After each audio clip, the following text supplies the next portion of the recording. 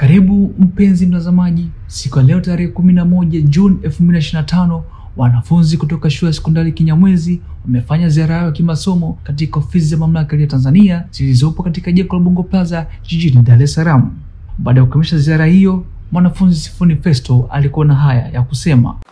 Lengo la ziara hii ni kujua kivipi upimaji wa hali ya hewa unafanyika katika TMA, katika kituo cha TMA, upimaji wa hali ya hewa.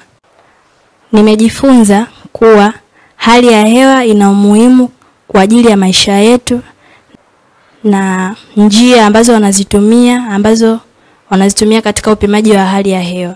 Njia zinazotumika katika utabiri wa hali ya hewa kunifikishia taarifa, kuna simu, runinga na redio ambazo zinamsaidia pia mkulima katika kujua kipindi gani cha mazao, alime mazao gani au asilime mazao gani.